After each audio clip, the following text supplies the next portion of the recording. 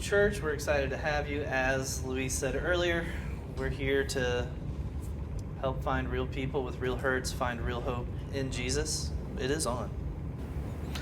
And so we're in our third study for the book of Job called Fire and Rain, where we're going through the story of what happened to Job and his friend's reaction and all the things that have happened to him and how he's dealing with it.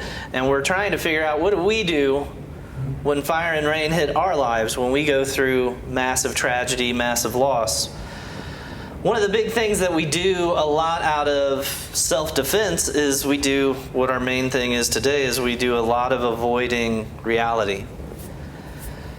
Back when I was a younger college student, kind of a guy man, I used to work at a movie theater, and I worked there for a really long time, and I was good at it. I miss the days that are now gone where they used real film to put through projectors and things like that. That was the best part of that job, and then science and technology took it away from us all, and now you have a much less fun time for that staff. All they have to do is make popcorn now. That's the only skill they have to have, which is fine. I'm not bitter. But there was a certain thing that happened every week that everybody had to deal with, and that was Thursday night, get ready for Fridays. Back when movie theater experience was still popular, before streaming, Friday nights were always going to be packed. You had a new movie, you had to put the film together, you had to put the new posters out, you had to change the signs that had all the times on it. There was just a bunch of stuff you had to do while still serve customers at the same time.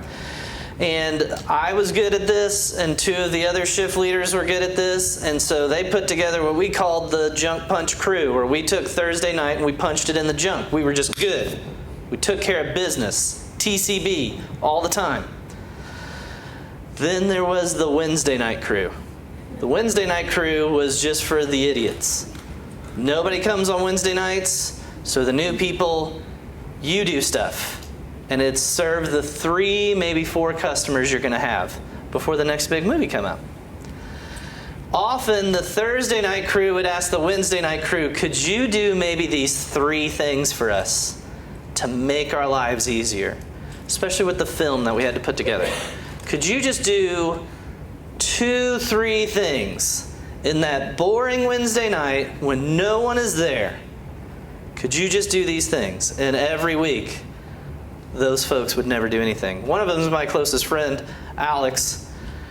And one night, instead of doing the 2, 3 things we asked, what he and my other friend, Colin, did was they built this elaborate popcorn bucket, soda cup castle for gummy bears.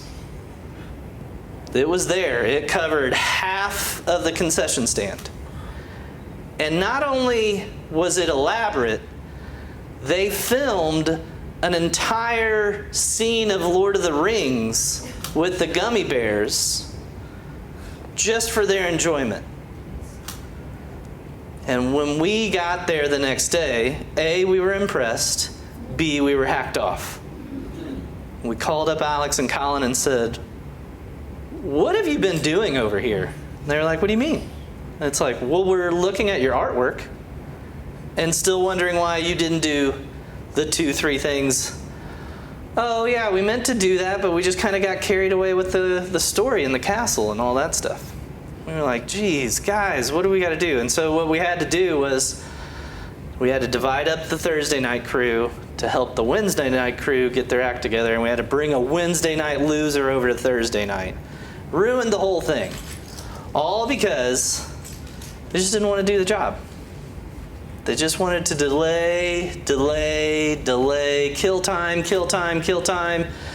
Sometimes they would go, oh, we're really hyped up, stressed out, we got to get it done. And sometimes they would rush and kind of halfway do a thing. But for the most part, they just avoided it. They just killed time, hoping that reality wouldn't ever come. And that's what we're talking about tonight. Today we're going to look at this large section of Job where the three friends, for whatever reason, just do not want Job to move forward in his tragedy until he's admitted he's the reason it all happened. So let's go to the passage that we're going to be at today. We're going to be at Job chapter 31. Sorry, my notes aren't coming up very quickly.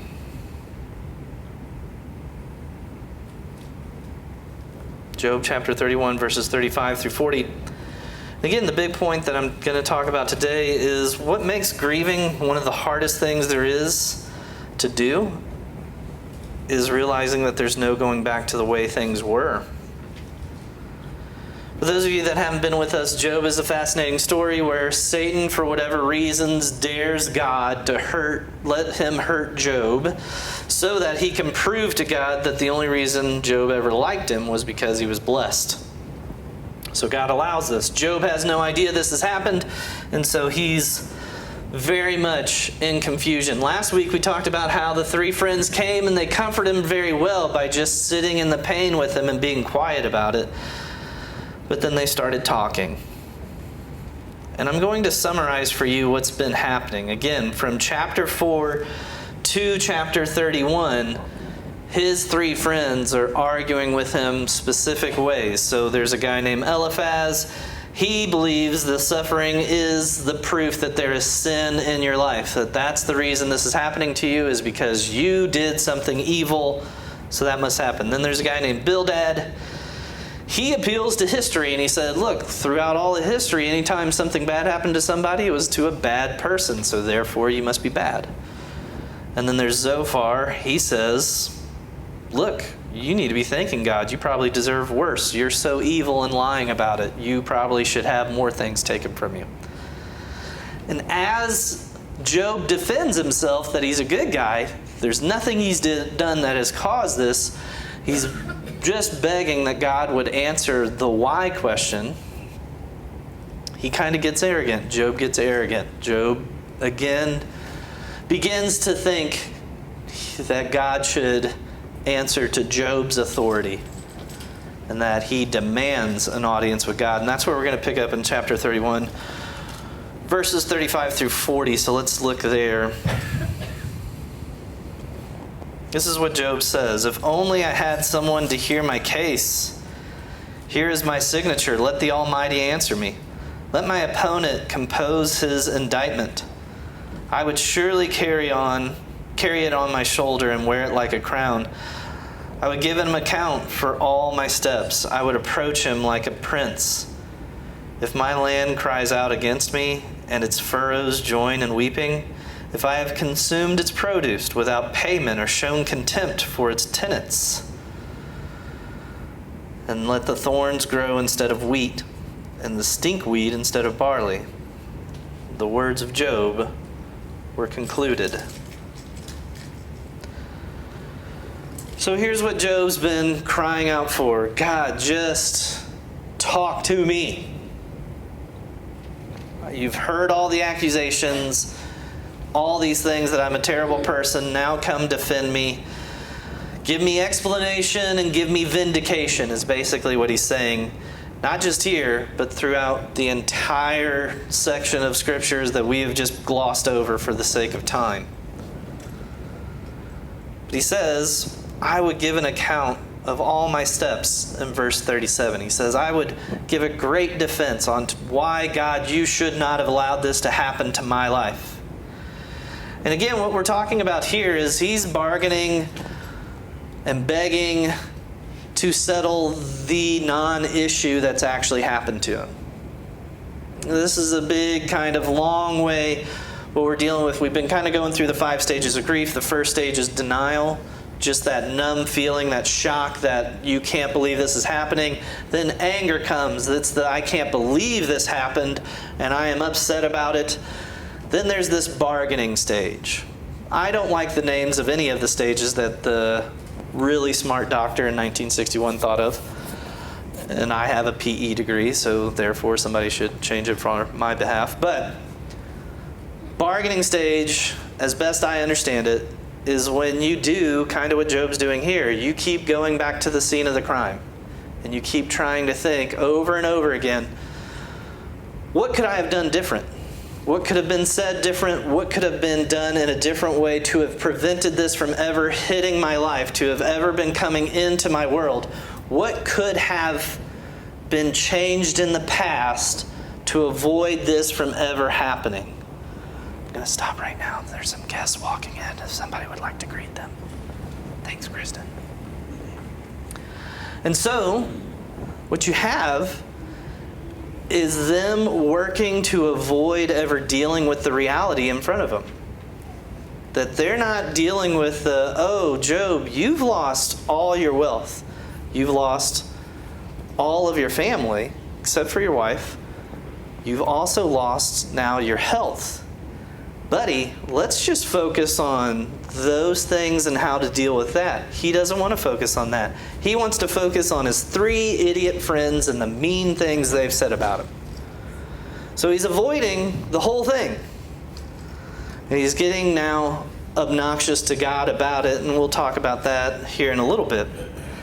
But so what he's doing is he's just bargaining, buying time to avoid dealing with moving forward. Kind of what Louise was talking about in Revelation chapter 3. God's closed some doors in his life. There's no going back. I think you and I need to realize that, especially you students. You need to realize when bad things happen to you, instead of replaying it over and over in your mind, what you should have said, what you could have done, you have to now focus on what's next. So, let's talk a little bit about that. Job has become so incensed by the accusations that he hasn't grieved his losses hardly at all. So now, instead of dealing with it, he accuses God of malpractice, and now he's forced to start facing some reality. If you'll go to chapter 38 with me. Chapter 38, verses 1 through 2. Well, before that happens, a 4th friend comes along. Turns out he's been there. He's younger than everybody. So he's just been quiet, like a good mourner should be. His name's Elihu. And what he does is he gets on to them for the way they talk to Job, for the way they talk about God. He kind of sets them straight on some of the rude things they've been saying to Job and God. But these guys are now permanently stuck in their ways. They're not dealing with anything. They're not talking anymore. They're not talking to Elihu. They're not talking to each other. Job has concluded his words. He doesn't talk again until God talks to him, and that's what happens next. God steps in. Chapter 38, verses 1 through 2. God shows up in a whirlwind. Again, I find this fascinating. If you're a student of Scripture, you know the story where God talks to Moses through the burning bush. Well, this story happens before this. And they intentionally use the word the Lord, which is, and when it's in all caps, that means God's personal name, Yahweh, which we found out about from the burning bush and Moses. So I can't conclude anything from this other than these folks really want your attention here that Yahweh is talking to this non-descendant of Abraham. And so, in verses 1 through 2, he shows up in a whirlwind. So try to imagine being in Job's sandals. A tornado comes through. It's God, but a real tornado. It's coming through, and it's now talking to you. And what ends up happening is Yahweh says this. Then the Lord answers Job from the whirlwind, and he said, "Who is this that obscures my counsel with ignorant words?" I think when he's asking this question, who is this? I think he's talking to all 5 of the people there. Elihu is going to get blessed. He has at least defended God and defended the truth. But the other 4 are in big trouble. And again, to save time, if you were to read 38 and 39, God drills Job with 70 questions. I don't know if you've ever had your mom ask you a whole bunch of questions after school when you're just trying to relax and, watch TV. I don't know if that's ever happened to you, where she's asked 3, 4, maybe 5 questions max, and it got real old real fast. Try to imagine a tornado asking you 70 straight questions in a very scary manner that you might end up dead after this. That's where Job is in his grief. So again, not a whole lot of, oh, this answers everything, this brings so much meaning to my life. It's more like, oh, I just didn't know what I was dealing with. In the 70 questions, the first section is God just asking him, Job, do you know how the world and the universe operates? Do you know how things happen? Do you know how I make lightning go places? Do you know how I keep water from going everywhere? Tons of questions like that. Then the next set of questions is, do you know how God created every animal and how they're cared for and they don't just die wandering for food? Over and over again. Just asking Job, do you know how this entire universe works? Because if you can answer one of these questions, then yes, you can now ask me the questions you have. But if you're not at my level, you probably need to just sit down. And Job agrees. In fact, he says, I have said things that I should not have said, and I apologize. And then God drills him with 30 more questions. Again, he's being forced to face reality, and the reality is that I think you and I don't ever want to deal with when we come through personal hurt, personal tragedy, things that have been ripped suddenly from our hands that we cared about deeply, whether it's people, whether it's marriages, whether it's a job we loved, whether it's the security of friendships. When those things are suddenly out of nowhere just ripped from your grip, we genuinely want to know why. Why is it happening? And God forces this reality of, even if you knew why, it doesn't change what happened. And that's the reality that you and I are forced by God to face. We talked about this in week 1. There is no answer that makes losing a loved one feel fine. God could have, again, we said it in week 1, God could have said, Job, I'm going to write a book about you. You're going to be famous for millennia after millennia.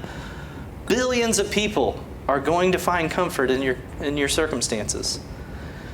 That's why I'm doing it, Job. Do you think Job is going to sit there and go, oh, okay, I'm cool with all this? This was a great idea, losing all my children. Thank you, God, for that explanation. That makes me feel fine. No, that would never happen.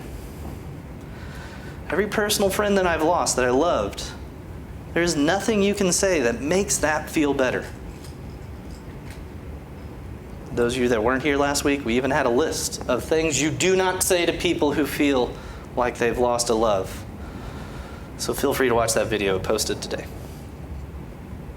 I think one of the things that God is trying to get Job to, by not answering his questions, but by throwing questions at him, is stop trying to go backwards and fix what has happened. You now need to go forward knowing this has happened. Again, I think the hardest thing about grieving is when you realize there is no going back to the way things were. That when you've had a real tragic loss, when you've had a real powerful, hurtful experience, you are forever changed. One of the things that you now have to grieve is there's a part of you that's gone. You now have to become different. And you have to start over in a whole bunch of ways. And again, all this is leading to, if you were looking at it psychologically, this is leading to what is called the 4th stage in grieving, depression. Again, not a big fan of the names. These are the names someone else chose. When we think depression, we think clinical depression, a mental health illness that you're dealing with perpetually and there is no reason that is specific to be causing the depression. When we're talking about grieving stage depression, we are just saying the intense sadness that comes with having lost a loved one. That's what we're talking about. It's temporary, it's not permanent, but it is intense. And so the reason why people will stay in the bargaining stage, or stay in the anger stage, or stay in the denial stage, is they're trying to avoid this feeling. It's the ugly cry feeling. It is the I have emotions that are pushing themselves out against my will. It is causing all of the orifices to leak everything, and you do not look pretty. You do not feel good. It exhausts you. And you don't know when it comes, and you don't know when it's done. It's just now there. And so because we hate this feeling, we avoid letting the ache out. And because of that, we just keep going back and forth, kind of like Job and his friends, of just dodging reality, never dealing with it, and causing even more and more pain to our hearts and to our minds and to our relationships. You see it here with Job and his friends. They're not going to be close after this one. They're not going to be BFF anymore. They are going to take the friendship bracelets back. They're not going to the T Swift concert together anymore. That's how painful it was. Think about it. Because that's what you and your friends do. That's why I'm looking at you.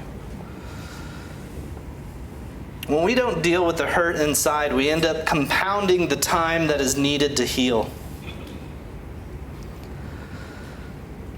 My encouragement to you, me, all of us who are going through things, and all of us are going through things that are hurtful, is I want to encourage you to not look at the depression stage as this scary monster to avoid, but look at it as the weird friend that you kind of need in your life. You just don't want them around all the time. You guys remember that movie from Pixar, Inside Out? It's a great movie. Shockingly psychologically accurate. But the whole premise of the story is there's the emotion joy that cannot stand the emotion sadness, because sadness just ruins all the fun parade. And joy is just constantly trying to hide sadness somewhere far away from the avatar. I don't know the girl's name, but you know the story. The whole end of the premise, sorry, spoiler alert for a 10-year-old movie. The whole premise of the story is you need sadness sometimes to appreciate the joy-filled moments. You need to be able to compare. I would say, I would go further. Again, Pixar's not asking my opinion, but I will give it as if they did. I would say, when we enter to anything where our heart falls in love with anyone,